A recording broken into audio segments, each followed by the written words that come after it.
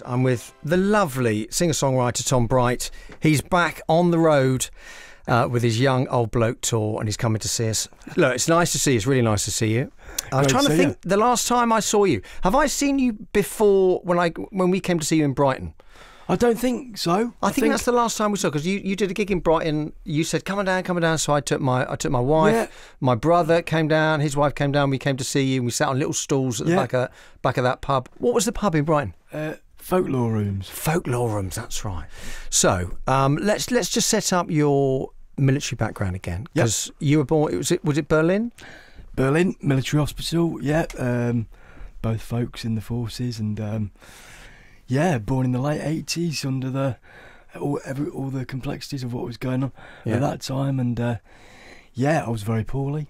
I spent 6 months on a life support machine there, and then I was flown in a private jet by the forces to London, and Great Ormond Street Hospital, which is where I spent 10 months. Load of major life-saving ops. Because we can kind of hear you. We can hear your voice is so unique. A fearless acoustic troubadour with a voice like sandpaper and a heart of gold. That's about right. I didn't write that either, so It's nice though, but I really love that kind of gravelly nature to your voice. Yeah, it's certainly it's become my trademark really. So To go back to when you were being helped at Great Ormond Street Hospital, how many operations did you then have, and what was the issue? Well, I had something called tracheoesophageal fistula. Long story short, my stomach wasn't attached to anything. Yeah. My esophagus was very, very short, so multiple big ops, the biggest being the one that brought my stomach up into my stomach is now behind my left shoulder, basically. Wow. So my stomach is like a thick pipe. It's so that's amazing. And artificial food pipe which is connected to it. Chest open 5 times. Wow. Mad stuff. Terrifying for your parents. Yeah, and but happy ending really. Totally, and, incredible. Amazingly, it's I even when I tell the stories, to be honest, I forget, because I don't know life any other way, but also you just kind of go, yeah, of course, that it is pretty crackers really. It is, isn't it? I forget. Yeah. Is there any impact of that kind of health legacy on you now or not? I think I keep myself pretty fit. I go in the gym as often as I can, and I've had you could probably hear the croak, obviously, and even when I breathe, that chest open 5 times leaves a little some bit scars. Yeah, and then a few chest issues that I need to keep an eye on and stuff. I did have a bit of a health situation this summer out of nowhere, actually. Ended up having a blood clot in my left lung, which was unexpected, straight after Glastonbury as well. Was it? So, no. Yeah, so one day I was performing to like 5,000 people on Glastonbury, and a day later I was in hospital, getting prescribed blood thinners. So that was this summer. Well, all these things are kind of shots across the bows that you've got to look after yourself. You can't run too far away from the history of that, perhaps. You just got to keep looking after yourself. Yeah, pretty much. Okay. Did you ever consider signing up to your mum and dad? Were they both intelligence corps? Is that right? My old man was. Your old man was. Yeah. Okay. Yeah. Did you ever think about it? Was that ever on the cards for you? Did you or not? I don't think I'd be. I don't think I'd pass the medical, to be honest. Send him to the front. That'd be my job. To the front. Operation Human Shield. That's excellent. Okay, and give us a bit of the history of the guitar then. Well, 3 icons have blessed this 6-string of mine. First one was Johnny Marr from the Stone Roses, from the Smiths. Then John Squire from the Stone Roses. And then lastly, a man who is prevalent in what we're going to talk about is Mr. Mick Jones from The Clash, who produced this record, Young Old Bloke. Right, well, that's lovely. Why don't we hear a little blast of that. This is Tom Bright. This is from the album Young Old Bloke, and this track is called Wedding Bells. Okay.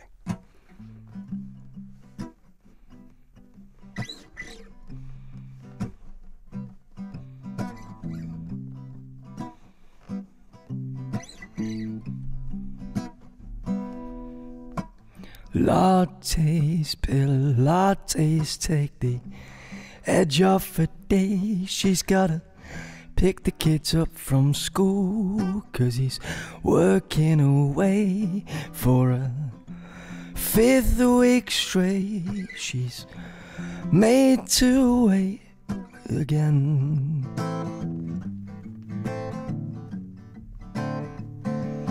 Oh, she's boxed in by boredom. He starves her of attention. In rare conversation, he only ever mentions big money deals done over flash fancy meals and champagne. And she thinks, is this what we've become? Yes, she thinks, is this what we've become? It's not the fairy tale you promised.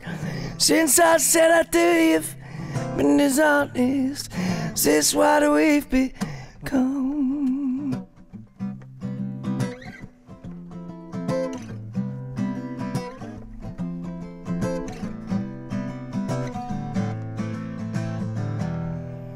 All the dreams that she shelved, back then she was besotted. And then came the wedding bells, and now she feels forgotten. She didn't give up her life to be this washed out wife.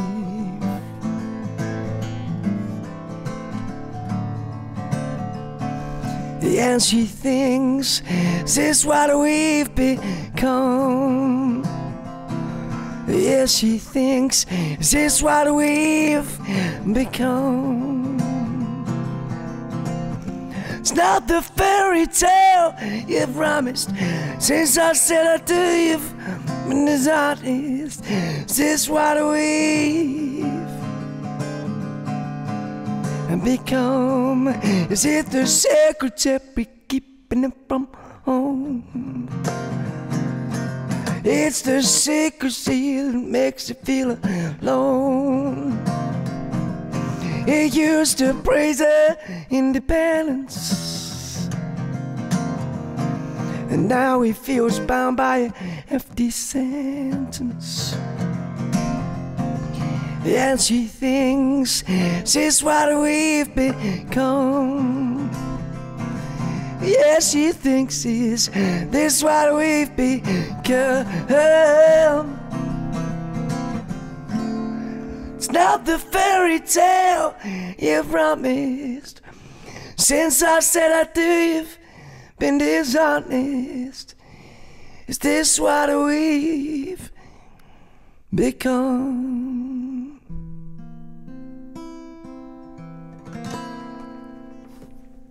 There he is. It's only me and Tobes in here today, but you know, it's not Glastonbury, but you'll have to make do. It's great. Right. It's great to be here. That was lovely, wasn't it? Do you like that, Tobes? Absolutely. Yeah. Thank you lovely. very much. Really, really nice. So that's did you call it Wedding Bells?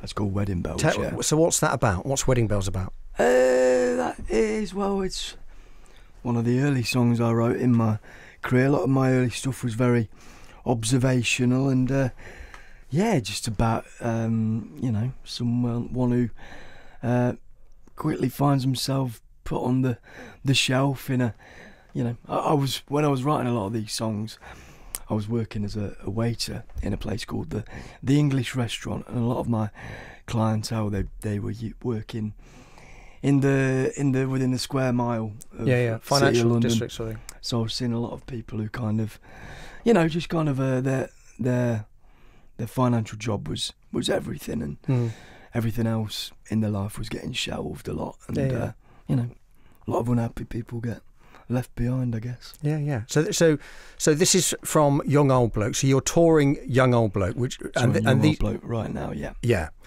And how is the tour going? It's going great.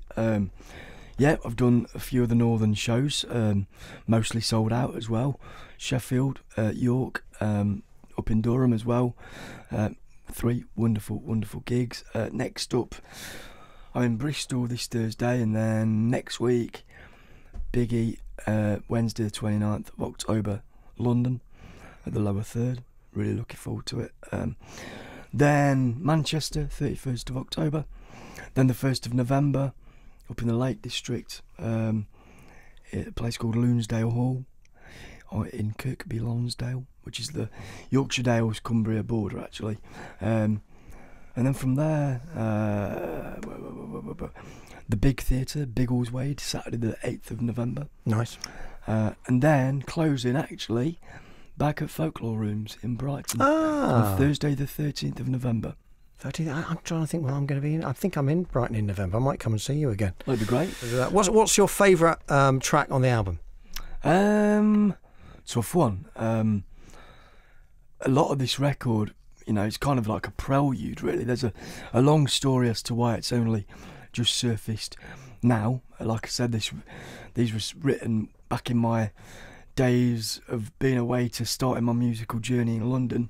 And so things like Schoolyard Crimes, Temptress, I think they're probably my favourites. A big punk rock sound produced by Mick, got Glenn Matlock from Sex Pistols on bass as well. It's amazing.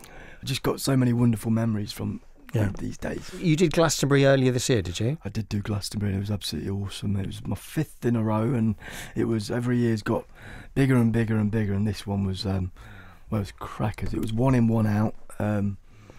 5,000 people. Did you sleep in your car again? Yeah. Did you? I didn't. Yep, I did, and I probably caused myself a few health problems in the process. I love that. And you've supported the Libertines as well. What was it like working? It's Carl and Pete, isn't it? Yeah. What were they like? Really good lads. Were they? Great lads. I've been incredibly busy since I last saw you. Really, I mean, I haven't stopped. How did that come about with the Libertines then? How did you meet them? How did that all? On my last tour that you saw me on, one of the gigs was at their venue, the Albion Rooms in Margate. Right. And Carl came to the gig and loved it, and then got me on the tour. Amazing. It's funny, isn't it? Those kind of little funny little sliding doors moments. Yeah, and they loved the show as well. And Pete was super. He was like absolutely loving my lyrical take on the world, and that's really nice, isn't it? Awesome. Tom Grennan, another one you've worked with. What was he like? Yeah, good lad, lovely lad. I mean, everyone's. The more you do in this endeavour, really, mostly everyone is just really good people who love what they do. When you're playing the guitar, are you constantly getting a bit better than you were like last year, or does that evolve or not? Or do you just go, this is as good as I get? No, I think so. I must do. I mean, it's like, even when you... Yeah, I think 100%. And even the same can be said for when you're singing as well. Yeah. When you're kind of doing something more often, you tend to be in fine voice at a time. And playing the guitar, a lot of it that comes down to, the dexterity in your fingers. And you're getting better. Long answer short, yes. And do you learn when you're with people like, Pete Doherty and Carl and Tom Grennan, do you pick up little bits that they're doing? Is that a learning? Do you evolve when you're seeing other people? Do you think, I like what you did there, or I wouldn't have done it like that, but that was good? Oh, 100%. I mean, I never had musical lessons. I'm not a musically educated person. I learned off YouTube videos, and then, not long into my journey, I was working with Mick Jones and Glenn Matlock and stuff. So, I just picked up from these young old fellas' wisdom, really. Just explain Young Old Bloke. What's that?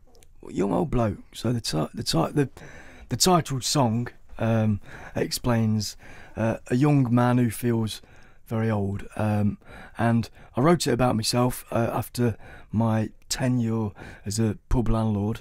I came out of it age 23, but feeling came out like of it. I like that. Yeah, it's hilarious. Felt like I was, kind of getting ready for retirement age, really. And then it's kind of layered, really. It talks about that, but also on this record, I'm working with the wisdom of genius who've been there, done it, seen it, got the T-shirt, but you actually realise that they are, on the other side, young old blokes, because they're a bit older, but they're just young fellas at heart, really, who just, just love life. I like that. I like you gave me the album, which is great. You look like something from Peaky Blinders, doesn't he, Tobes, on that? Yeah. He doesn't he? He looks very swish on that. Yeah. You got your hair greased back. What happened to me? Actually, that's Godfather stuff. That is, yeah. Make you an offer you can't refuse, kind of. Yeah. Isn't it? And just to plug your next date. Your next date is where? Okay, so I'm up and down the country for the next few weeks. So this week, 23rd of October, the Louisiana, Bristol. Next week, London, the Lower Third on Denmark Street, Wednesday the 29th of October. And then the Deaf Institute, Manchester, 31st of October. The 1st of November, Saturday, Loonsdale Hall, Kirkby Lonsdale. Saturday the 8th of November, the Big Theatre, Biggleswade in Bedfordshire. Yeah. And Thursday the 13th of November, Folklore Rooms, Brighton. Brilliant. Tom, thank you so much for coming in. Appreciate that. Great to see you, mate. No, okay. Cheers, Thank you very much.